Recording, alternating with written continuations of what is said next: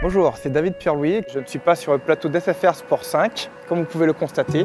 Aujourd'hui, je vais à la rencontre de Léo Tamaki, spécialiste de sabre et d'aïkido. Suivez-moi.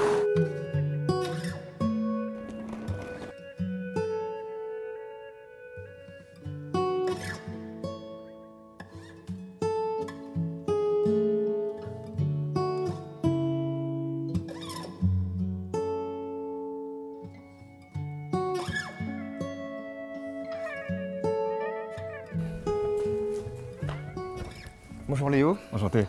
Je suis ravi de t'avoir aujourd'hui pour les tutos de karaté Bushido. Donc qu'est-ce que tu vas nous montrer? Quelle est ta spécialité?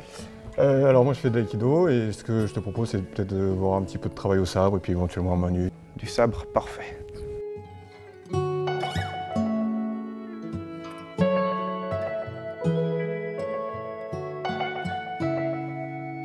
Une des particularités de l'école d'aïkido que j'ai fondée, Kishinkai, c'est le fait de dissocier les différentes parties du corps et arriver à générer un effet, la puissance. Très souvent, on connecte, pour générer de la puissance, on utilise le poids du corps. Donc ici, si tu veux bien, Jérôme, regarde.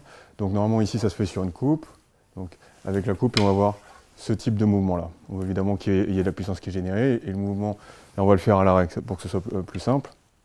Très souvent, il est ici fait avec du poids comme ceci. La saisie est puissante, on utilise le poids du corps. Toi, ça pourrait t'aller, t'es costaud, mais pour quelqu'un qui est plus fin, ce serait difficile. Donc l'idée ici, c'est comment arriver à générer ici ce genre de puissance en gardant les parties déconnectées. Donc en utilisant le poids du corps, ici, ça va donner quelque chose comme ça. Okay, et ici, en gardant complètement dissocié, ici, boum. Je te laisse faire ici si tu veux le mouvement. Voilà, là tu vois, il y a eu je bloque. ton corps qui est venu avec. Donc le mouvement, il doit pouvoir se faire, même si je suis ici, en reculant. Et pas de tension ici dans le pectoral, voilà, vraiment dissocié. D'accord. L'intention là, comme si tu envoyais du poids ici, tout au... Ici. Et si tu veux, tu peux faire un essai pour pas utiliser de vrille aussi, par exemple, c'est de faire le mouvement ici, en étant là. Hop. Voilà, c'est ça.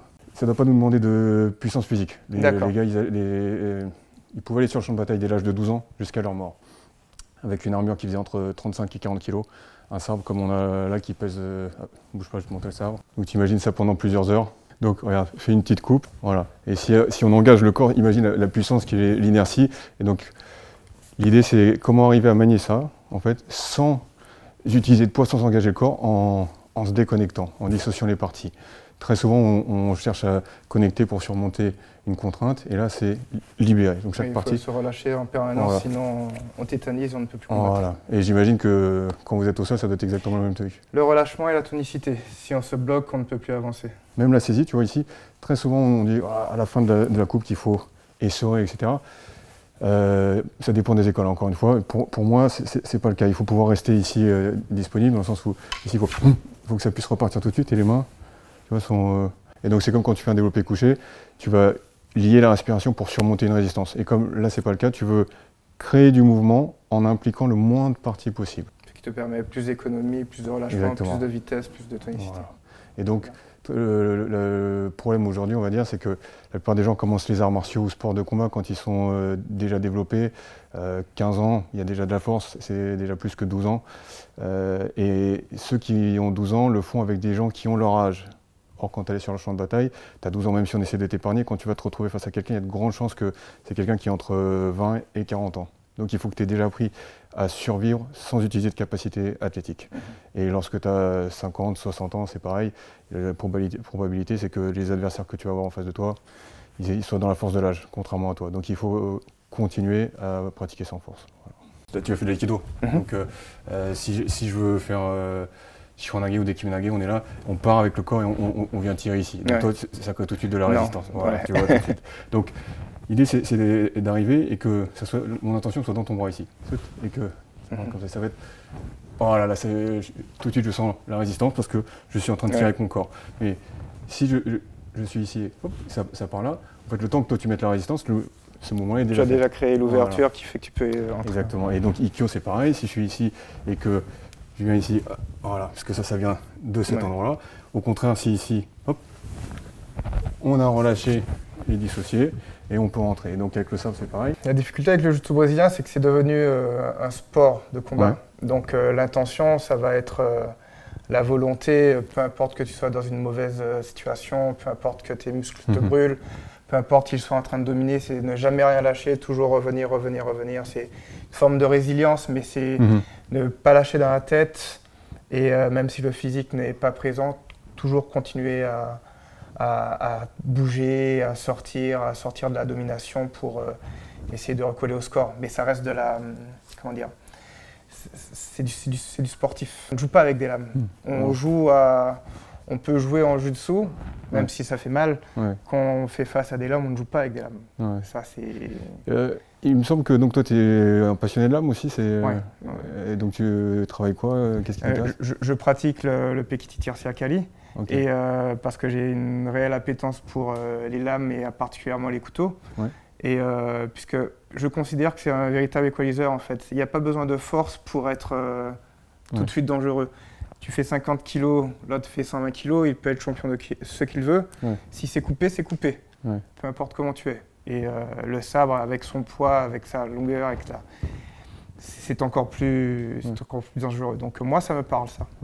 Et quel lien tu fais entre justement les arts martiaux philippins et jiu-jitsu brésilien? Tu fais un lien ou il n'y a pas de pont? Non.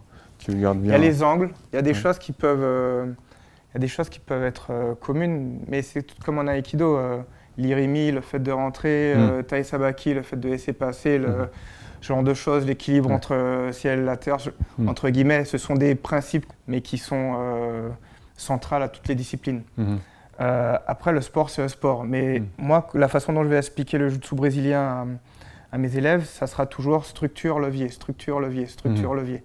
Et on se rend compte qu'il y a des jutsukas qui peuvent faire la moitié du poids et battre certains adversaires par la technique, par le déplacement, par le fait de ne pas opposer la force à la force. Parce que force contre force, c'est le plus fort qui l'emporte. Levier, effacement de soi pour ensuite contourner, dévier la force. Ça rejoint un peu ce qu'on peut trouver dans ce type de discipline qui à terme, permet de pratiquer plus longtemps et plus sainement. La vision classique et un peu grand public de l'aïkido, ce sont les clés de poignet. Et moi, je sais de par mon expérience que ça n'a rien à voir avec ça. Mais pour répondre un peu à ce cliché, je vais te montrer une technique qu'on n'utilise pas énormément, qu'on ne voit pas énormément en jiu-jitsu brésilien, mais qui peut surprendre.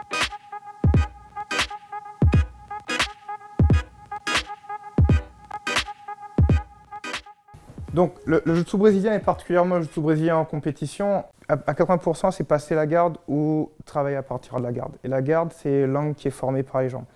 Donc une fois que ça s'est passé, on va dire que je suis vraiment en position dominante.